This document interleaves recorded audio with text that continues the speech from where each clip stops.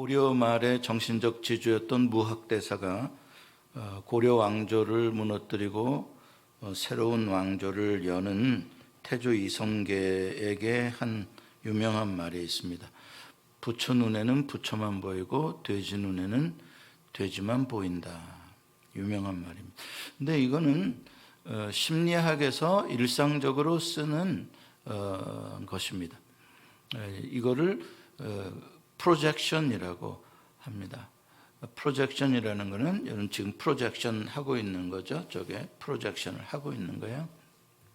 저 기계 안에 있는 영상을 밖에다가 투영시키는 것, 투사시키는 것, 그것이죠. 내 안에 있는 것을 다른 사람에게 투사시켜서 보게 되는 거. 그래, 부처 눈에 부처가 보이고 돼지 눈엔 돼지가 보인다. 사람은 타고난 심성과 경험에 의해서 만들어져가는 내면의 인격이라는 자아라는 존재가 있습니다. 좁은 심성과 좁은 세계 속에서의 경험들은 좁은 마음을 가진 사람을 만듭니다.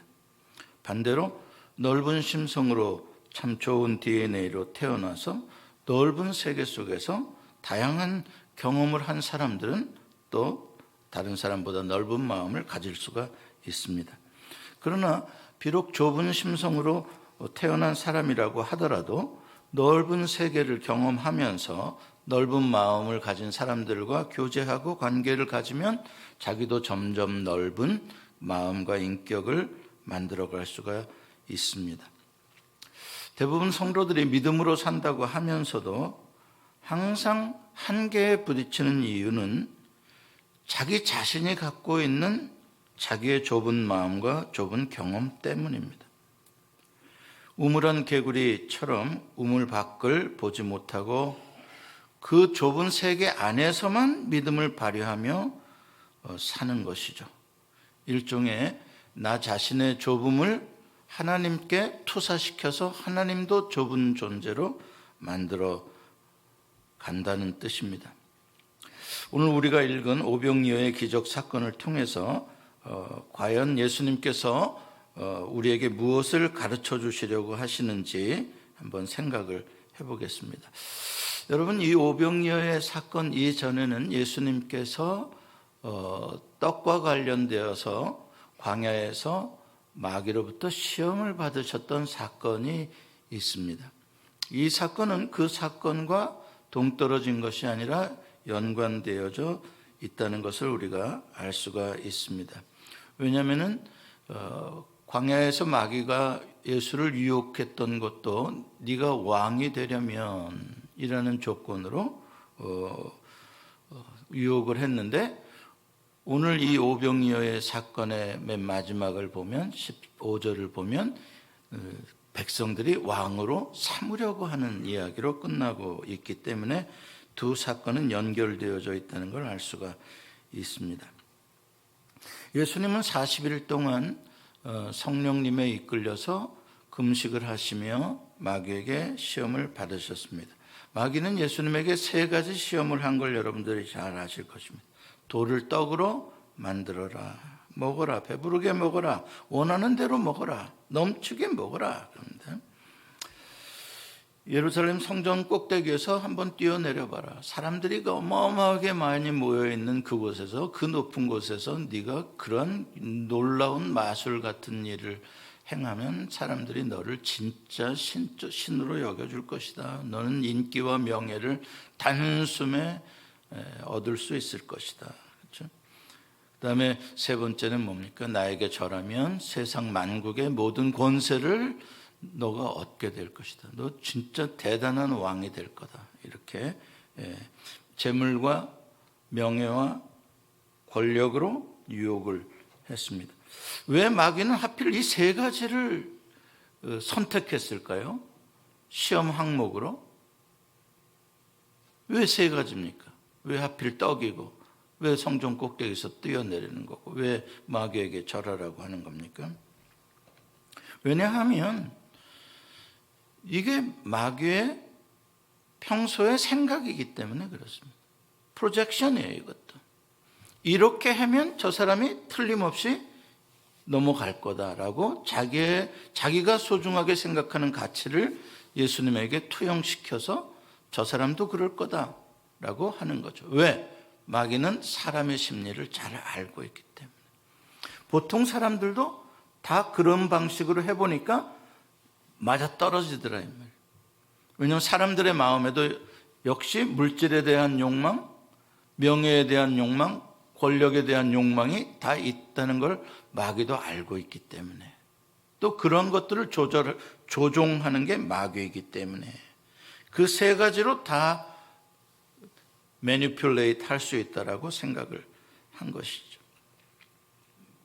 그러니까 예수님이 왕이 되시려면 적어도 사람들이 원하는 그 세 가지는 해줄 수 있어야 네가 사람들로부터 왕으로 칭송을 받을 수 있다. 이게 마귀가 유혹한 포인트입니다. 그런데 오늘 본문에 보면 예수님께서 마귀가 유혹한 그 일을 행하셨습니다. 아주 위험한 일을 행하셨습니다. 아주 위험한 일을 행하셨어요. 그 유혹을 예수님이 사람이 떡으로만 사는 것이 아니요 하나님의 입에서 나오는 모든 말씀으로 사는 것이라 하고 이겼었는데, 오늘 본문에 보면 그 유혹에 빠지는 듯한 행동을 하십니다. 사람들이 그렇게 갈망하는 떡을 배부르게 돌을 가지고 만드는 것도 아니고 그냥 떡 몇 조각 가지고도 그렇게 하는 그런 기적을 행하셨습니다. 자, 그렇게 되니까 마귀가 예상했던 대로 15절에 어떻게 됐다고요? 사람들이 즉시 예수를 붙잡아, 내가 왕이 되고 싶다라고 하지도 않아도 막 왕 돼주십시오 막 이렇게 붙잡아 왕을로 삼으려고 했다라고 이야기를 합니다. 예, 마귀가 예상한 거 맞습니다. 그런데 그것으로 끝난 게 아니라 떡으로만 사는 게 아니라, 그렇죠? 예수님은 그 다음에 반전이 있으시죠? 그러니까 예수님께서는 어떻게 하셨다고요? 그걸 알고 홀로 산으로 떠나가셨다. 즉시 그 자리를 떠나 홀로 산으로 가셨습니다. 자, 여기에서 이제 예수님의 생각과 떡을 기적적으로 먹은 이 사람들이 가지고 있는 생각의 관점이 너무나 큰 차이가 있다는 것을 우리는 알 수가 있습니다. 이게 매우 중요한 오병이어의 기적을 우리가 이해하고 하나님께서 주시고자 하시는 계시가 무엇인지를 바르게 알 수 있는 포인트입니다. 예수님은 왜 그 자기를 그렇게 환호하는 백성들을 두고 떠나시는가? 떡을 먹여 주셨으면서도 왜 그것을 계속하려고 하지 않으시는가?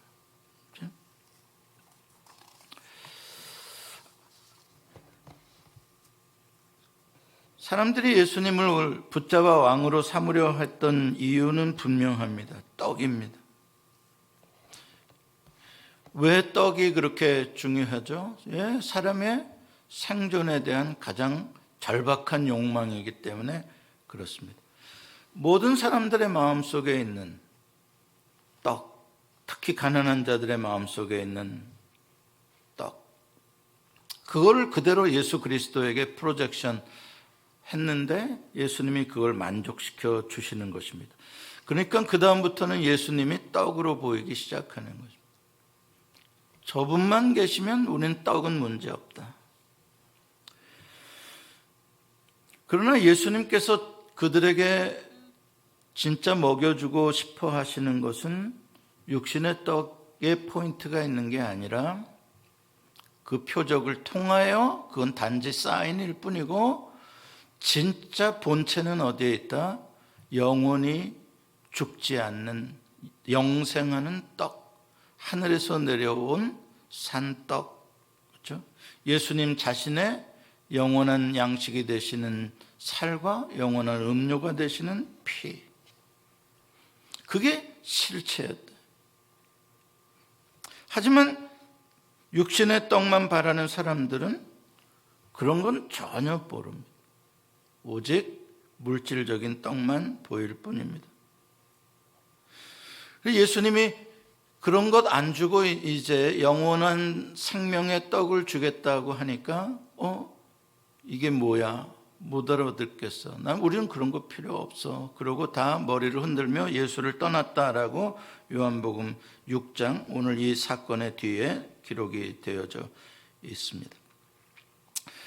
결국 그 사람들은 그런 육신의 물질에 자기 마음속의 좁음의 한계 속에 갇혀서 더 크고 놀라운 복을 주님께서 보여주셔도 깨닫지 못하고 누리지도 못한 안타까운 이야기입니다. 오늘 본문의 이야기는 오병이어의 기적으로 엄청난 페스티벌이 일어났다는 걸 말해주려고 하는 게 아니라 그럼에도 불구하고 안타깝게도 그 예수를 다 떠나버린 이 사람들은 뭐냐, 그걸 말하려고 하는 사건이라는 것에 우리는 초점을 놓쳐서는 안 됩니다. 오늘 본문에 보면 현실적으로 어디서 떡을 사서 이 사람들을 먹이겠느냐라고 예수님이 묻습니다. 그랬더니 빌립이 어디서는 무슨 어디서입니까? 어디서 판들 우리가 무슨 살 수 있는 능력이 있습니까? 떡을 이 사람들 먹일 정도가 된다면 200데나리온 가지고도 부족한데요. 그렇죠? 그게 빌립의 계산이요. 지극히 현실적인 타당한 이성적인 대답입니다. 안드레는 한 아이로부터 보리떡 5개, 물고기 2마리를 찾아서 그것을 예수님께 보여주면서 이게 있는데 이것으로 무엇을 하겠나이까? 라고 말합니다. 이거는 약간 볼멘 소리인 겁니다. 예수님에게 약간 쫑코 주는 듯한 그러한 뉘앙스인 거죠.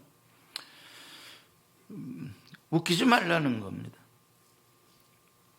그런데 왜 예수님께서는 제자들에게 먹을 것을 주라고 자꾸 하시는가? 예수님이 200데나리온이 없다는 걸 모르는 것도 아닐 것이고, 그렇죠? 현실적으로 그렇게 불가능한 것들에 대해서 알만 하면서도 왜 그랬을까? 이게 이제 예수님께서 오늘 가르쳐 주시고자 하시는 메시지인 거죠. 우리가 오병이어의 기적을 수천 번 들었어도 이 메시지를 결국 못 듣고 그냥 막연한 그냥 떡 먹고 배부른 이야기로 끝나고 마는 것이죠.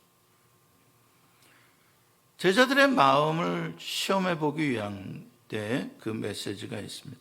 뭔가 특별한 가르침을 이 사건을 통해서 주고 싶으셨던 것이죠. 그게 뭐겠습니까? 믿음의 세계에 대해서 눈을 뜨게 해주시는 것입니다. 믿음으로 산다는 게 뭔가? 믿음의 세계란 어떤 것인가? 그동안 제자들이 우물한 개구리의 마음으로 예수님을 따르고 있었다. 그거를 좀 깨닫게 해주고 싶었던 것입니다. 제자들에게 뭔가 엄청난 충격으로 우리가 도대체 무슨 생각을 하고 예수를 따랐던 거지? 새로운 세계. 제자들은 오직 떡만 생각하고 있다는 걸 여러분들 아시죠? 어디서 떡을 얼마큼을 사야 5,000명을 먹을 것인가?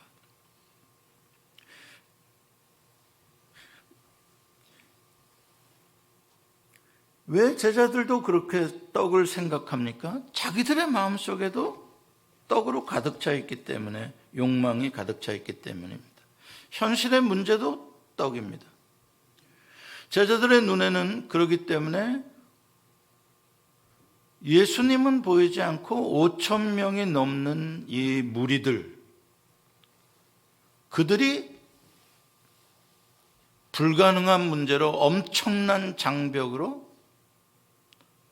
그들의 눈을 사로잡습니다.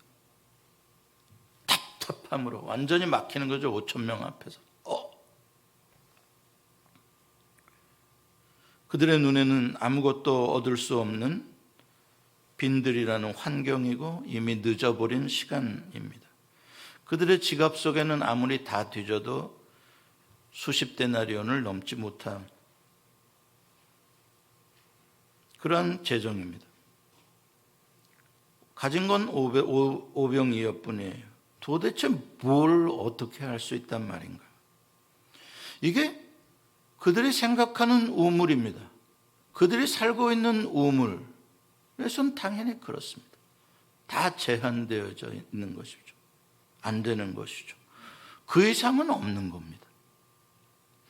모든 현실의 요소들을 다 분석해봐도 다 불가능하다는 것만 강조되고 있는 것입니다. 자, 그게 끝입니까? 아닙니다. 11절에 보면 초점이 예수님에게로 옮겨갑니다. 그래서 큰 변화죠.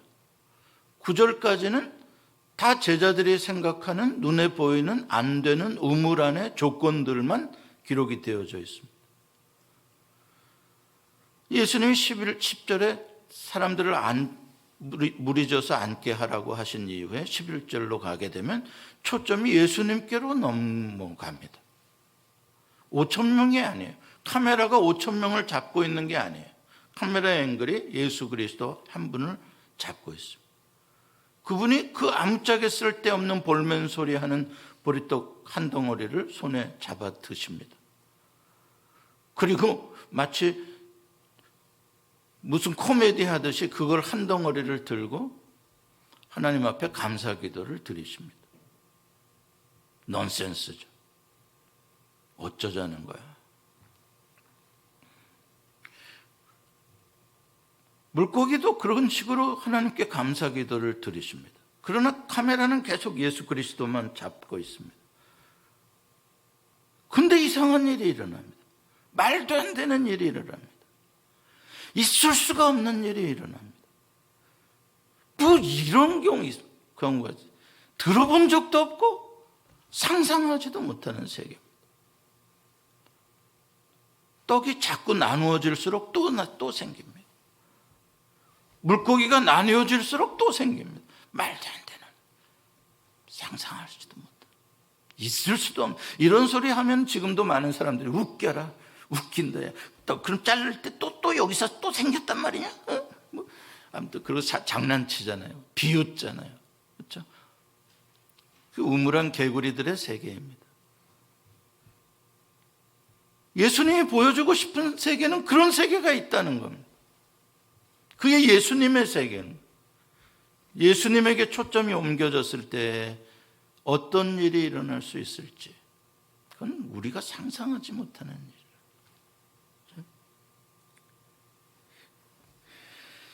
놀라운 일이 일어납니다. 예수님께서 붙잡고 감사하신 것들은 다 불가능을 상징했던 것들일 뿐입니다. 이걸로 뭘 하겠습니까? 별 볼 일 없습니다. 그것이 감사와 기도와 함께 나누어지는 가운데 예수님의 손에서 결과는 어떻게 되어집니까? 현실적으로 원하는 대로 주고 배부르게 먹고 다 풀입니다. 풀. 그런데도 남았어요. 그래서 그것을 거두어서 12광주리, 12이라는 수는 완전 수잖아요. 충만의 수. 12광주리에 담았더니 어떻게 돼요? 넘치더라 이 말이에요. 찼더라 이 말이에요. 너무 이 전 상황과는 완전히 다른 현실로 바뀌어져 있는, 모자르고 부족하고 안 되고 없고 말도 안 되는, 짜증나는 이런 걸 하라고 하는, 화가 나는 그런 현실이었는데 똑같은 자리, 똑같은 시간에 초점이 예수 그리스도로 바뀌어지는 순간 어떻게 된다고요? 원하는 대로 배부르게 남고 거두고 차고 넘치고, 그게 바로 예수님께서 제자들에게 보여주고 싶으셨던 우물박 세계의 모습입니다. 살아계신 하나님이 다스리시는 현실적인 세계가 있다라는 것을 표적으로 보여주고 계시는 것입니다. 이건 환상이 아니라 현실이. 먹었다면 니들이 먹고 지금 배부렀고 보지 않았냐? 환상이 아니다. 이론이 아니다. 제자들은 예수님을 믿고 따른다고 했지만 그들의 마음 속에는 사실 예수님이 안 계셨습니다. 아니, 예수님이 계셨을지는 모르는데 아주 작은 예수가 있었던 것이죠. 그래서 그들은 예수님이 그러한 상황 속에서 무슨 일을 하실 수 있을지에 대해서는 전혀 생각해보지를 않았습니다. 전혀 놀랍지 않습니까? 전혀 생각해보지, 전혀 고려해보지 않았어요. 남 얘기 같죠. 그렇습니다. 하나님께서 역사하시는 진짜 세계는 우물 밖에 있는 겁니다. 그러나 우리는 우물 안에서만 역사하시는 아주 좁고 작은 하나님을 믿고 있습니다. 부족한 하나님, 모자란 하나님, 인색한 하나님, 아주 좁은 하나님. 그 하나님 때문에 화가 나고, 어느 때는 불안하고, 어느 때는 답답하고, 내가 막 뭔가를 막 죽으라고 해야 뭐 찔끔 하나님이 주실란가 마실란가 그렇게 생각하고, 이 오병이어로 무엇을 할 수 있느냐고 하나님 앞에 따지고, 우리에게 무슨 돈이 있느냐고 하나님 앞에 불평합니다. 여러분, 그런데 이게 다 사실은 우리 마음속에 있는 인색함, 내 안에 있는 쪼잔함, 나의 이 좁아 터진 마음을 하나님에게 프로젝션한 것들이라는 사실이에요.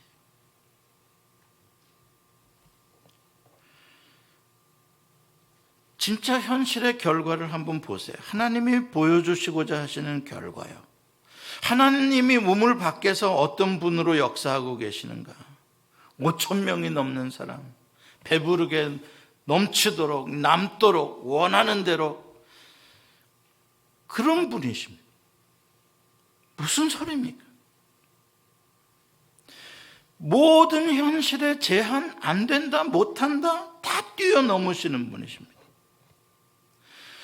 그분은 육신의 떡을 결코 무시하시는 분이 아닙니다. 육신의 떡은 기본으로 주시는 것입니다. 이건 기본입니다. 1절에서 15절까지 육신의 떡 먹여주는 것. 아까 말했잖아요. 이거 그냥 사인일 뿐이에요. 진짜 실체, 진짜 어마어마한 축복의 세계, 진짜 놀라운 은혜에 넘치는 세계는 그 다음에 나오는 예수님의 살과 피, 영생하는 양식, 영생하는 음료를 주는 데 있는. 놀랍지 않습니까? 하나님이 생각하시는 스케일, 하나님이 역사하시는 차원이 너무나 크고 우리와는 너무나 다르구나. 여기에 놀라라는 겁니다. 여기에 충격을 받고 깨어나라는 겁니다. 성경에서 믿음의 선배들이 경험한 세계들이 다 그런 겁니다. 그래서 성경의 이야기는 다 그것을 하나님이 역사하시는 그 놀라운 우물 밖의 세계를 우리에게 보여줌으로써 소망도 갖게 하고 삶의 가치도 갖게 하고 삶에 대한 그러한 놀라운 동기부여를 우리에게 주고자 하는 것입니다. 그게 굿뉴스입니다. 복음이죠. 그들이 얼마나 위대한 살아계신 참 좋으신 하나님을 만났는가에 대한 스토리들, 그걸 복음이라고 하는 겁니다. 위대하신 주, 크신 주께 영광 돌리세요.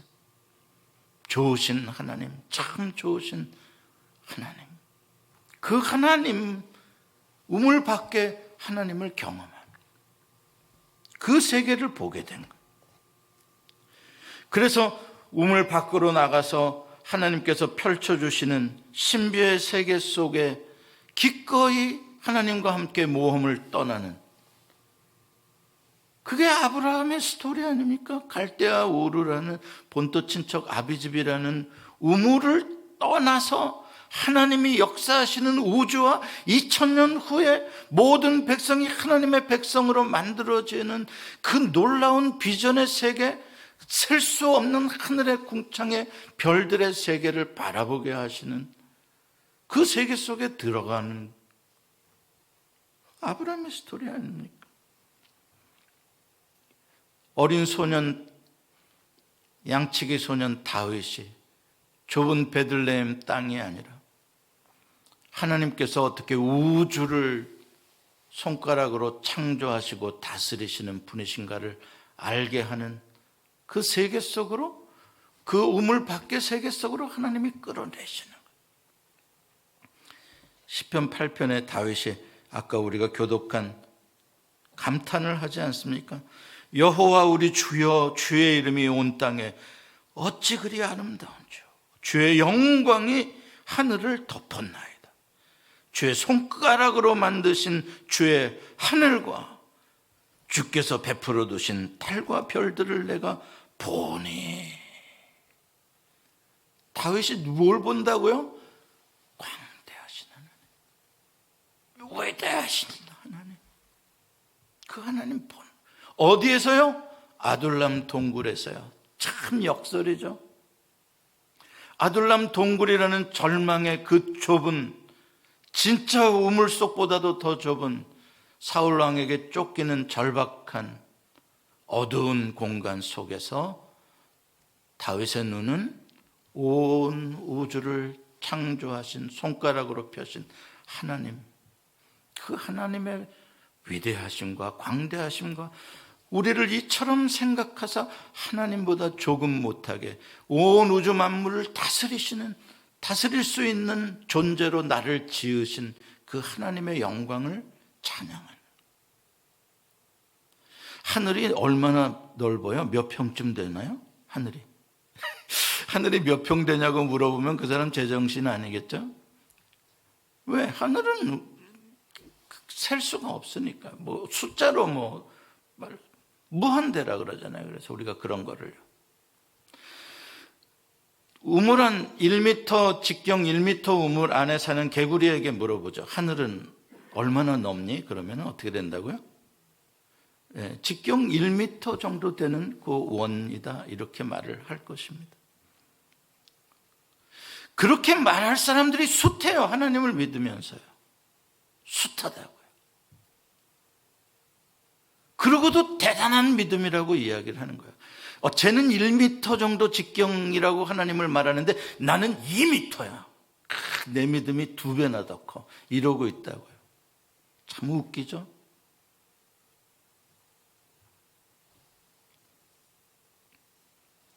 우물 밖에서 역사하시는 하나님, 우물 밖에서 역사하시는 하나님의 세계 속에 들어가면 말 그대로 본 어게인이 다시 태어나는.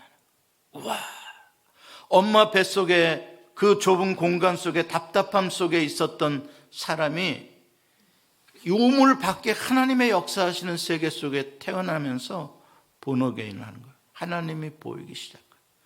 하나님의 역사들이, 놀라운 판타지와 같은, 홍해가 갈라지고 요단이 그치고 여리고성이 무너지고 하늘에서 영광의 거룩한 성이 내려 위대한 하나님의 역사들이 보이기 시작하는 거죠. 그걸 본어게인이라고 하는 거예요. 우물 밖을 나오는 거죠. 하나님이 역사하시는 세계 속에는 저렇게 노예들로 죽을 수밖에 없는 애굽에서의 그러한 저런 사람들을 끄집어내셔서 막 홍해를 가르시고 그들로 하여금 세상의 빛과 소금이 될 수 있는 하나님의 백성으로, 강한 나라로 만들어 버리죠. 이 세상에 낮고 천하고 이 세상에 가난하고 별 볼 일 없는 무식한 자들을 택하사 지혜 있는 자들을 부끄럽게 하시고 힘 있는 자들을 부끄럽게 하시는 하나님의 나라를 만들어 버리시는 세계인 거예요. 위대한 일들이죠. 이게 소망이죠. 그리스도인이 믿음으로 산다는 뜻은 바로 그 세계 속에 들어가서 하나님께서 행하시는 그 길로 함께 하나님과 함께 걸어가는 것. 내가 가는 길에 하나님 내 옆에서 나 좀 도와주세요가 아니에요. 그건 주객이 전도된 거예요. 하나님이 역사하시는 세계 속에 내가 함께 따라가는 거죠. 그래서 주님이 나를 따라오라 그러셨잖아요. 그런데 대부분 성도들은 믿음으로 산다는 뜻을 오해하고 있습니다. 믿음은 내가 마음속에서 욕망하는 것들을 다 얻을 수 있는 힘이라고 생각합니다. 믿습니다 하면 뚝딱, 믿습니다 하면 내가 원하는 게 뚝딱 떨어지는, 그게 믿음인 줄 알아요. 믿습니다 그래서 엄청난 재물을 얻었고, 믿습니다 해서 내가 세상에 명예를 얻었고, 믿습니다 새벽기도 해가지고 우리 남편이 이번에 국회의원 당선됐고, 믿습니다 해서 뭐든지 다 원하는 걸 뚝딱뚝딱 얻어내는 것들을 믿음이라고 생각하는 거예요. 그러니까 하나님을 물질의 하나님, 명예의 하나님, 권력의 하나님으로 투사시키는 내 안에 있는 것들. 오늘날 성공주의에 빠져있는 기독교의 모습이 바로 그거 아닙니까? 무슨 그들이 위대한 일을 합니까? 주어라고 믿음 외치는데 도대체 무엇을 향한 믿음입니까? 여러분들 한번 그 내용을 들여다보셨습니까? 다 내가 원하는 건 내놓으시오. 예, 믿음입니다.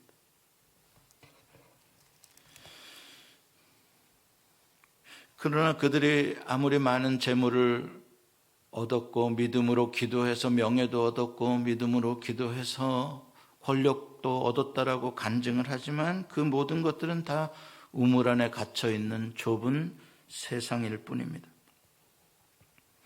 예수님께서 오병이어를 가지시고 배부르게 먹이시고 남은 것을 거두니 12광주리가 차게 하신 것은 결코 사람의 스토마크, 떡의 그런 퀀티티,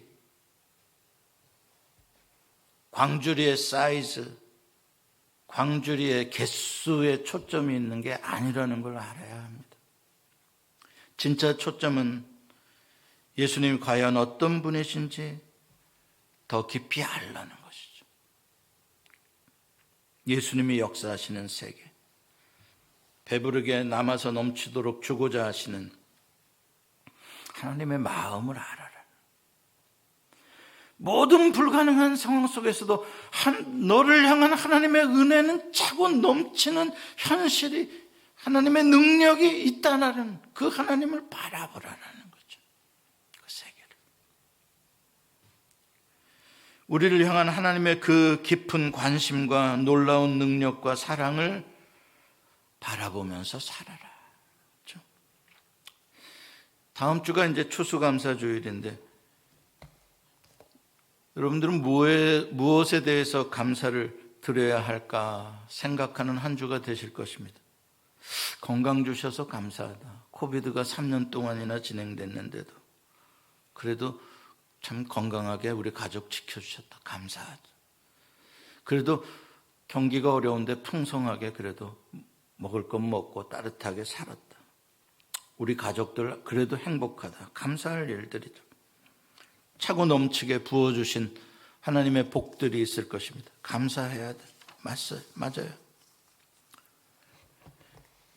우리 교회 10년 넘게 나오신 분들 이렇게 보면, 아니 그렇게 나오신 분들은 아니더라도 우리가 옛날에 피치트레인드 블루버드 저기 상가 뒤편에 있을 때 주차장에 세워진 차들의 모습, 지금 10몇 년이 지난 뒤에 우리 주차장에 서 있는 차들의 모습을 보면 단지 모델만 변한 게 아니에요. 그때는 벤츠 하나 들어오면 막 어휴 이게 벤츠야 막 이랬어. 지금은 뭐 흔한 게 벤츠야. 너무들 좋아지셨어요. 그동안 많이 기도해서 이래저래 축복도 받고 응답도 받았어요. 마땅히 그것들도 감사할 일들이죠. 그러나 진짜 감사할 더 중요한 감사의 이유가 뭐예요? 여러분이 그 크신 하나님, 위대하신 하나님, 여러분을 위해서라면 불가능한 현실 속에서도 언제나 놀라운 능력을 베푸시는 그 하나님, 나를 위하여 영원한 사랑을 부어주시는, 나를 영원히 놓지 않으시는 하나님, 내가 잘되기를 기뻐하시는 하나님, 나에게 더 놀라운 세계를 펼쳐주시기를 원하시는 바로 그 하나님을 알게 되었다는 것이 감사한 거죠.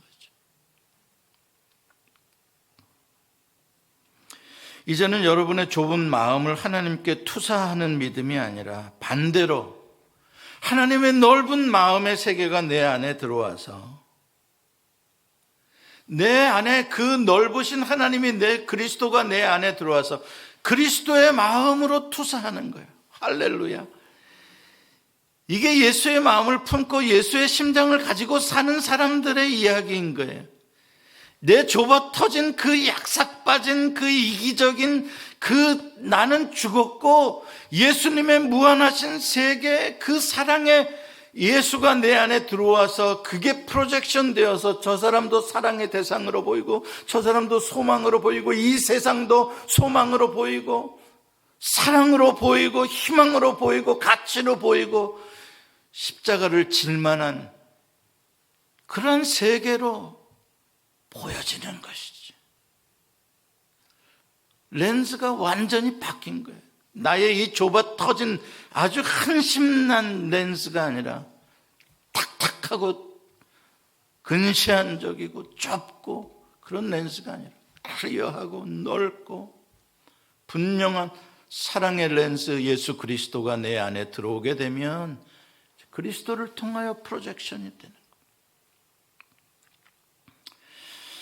이게 바로 예수 그리스도께서 하나님 아버지의 마음을 품고 십자가의 길을 걸어가실 수 있었던 것이고, 예수 그리스도께서 하나님 아버지의 이 사랑의 무한대의 마음을 품으시고 자기를 창으로 찌르는 자들을 위하여, 그들의 구원을 위하여 그들을 긍휼히 여기며 기도할 수 있었던 게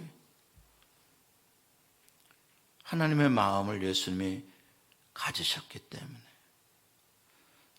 사도 바울이 자기의 좁은 생각으로, 그 좁은 렌즈로 예수를 핍박하고 교회를 핍박하고 성도들을 잡아 죽이려고 했던 그것이 다메섹 도상에서 예수를 만난 뒤에 그것이 사라지고, 그것이 벗겨지고, 그 렌즈가 사라지고 예수 그리스도의 사랑의 렌즈로 바울이 바뀌고 나니까 바울도 그 십자가의 길을, 예수의 마음을 품고 달려갈 수 있었던 거예요.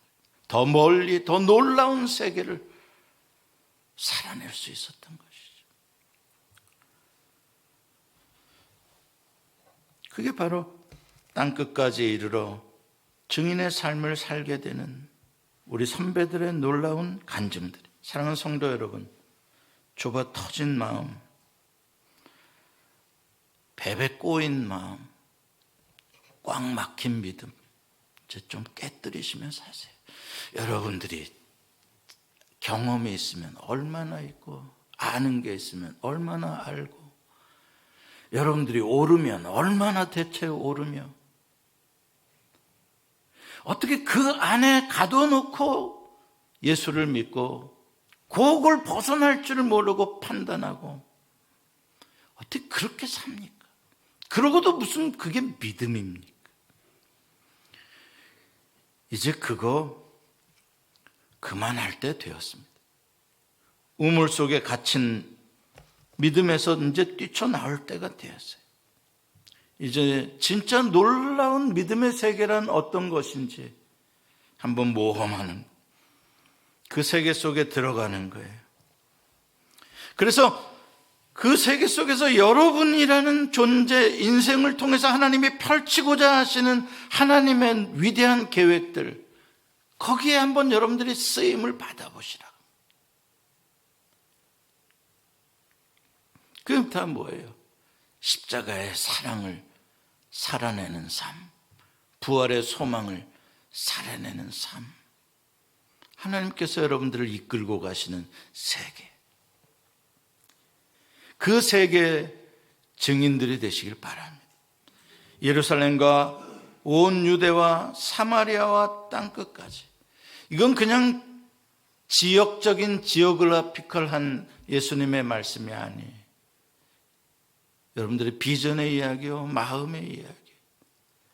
좁은 예루살렘 성 안에 갇혀있는 우물에 갇혀있는 개구리 같은 신앙 하지 말고 넓혀라, 더 넓혀라, 더 넓혀라, 확장하라. 하나님의 생각이 땅끝까지 있는 데까지 너희의 마음을 넓혀가라. 예루살렘과 온 유다와 사마리아와 땅끝까지 이르러. 그렇게 마음을 넓히시고 비전을 넓히시고 믿음을 넓히시고 하나님의 위대한 역사를 여러분들이 체험하며 사시기를 축복합니다. 기도하시겠습니다.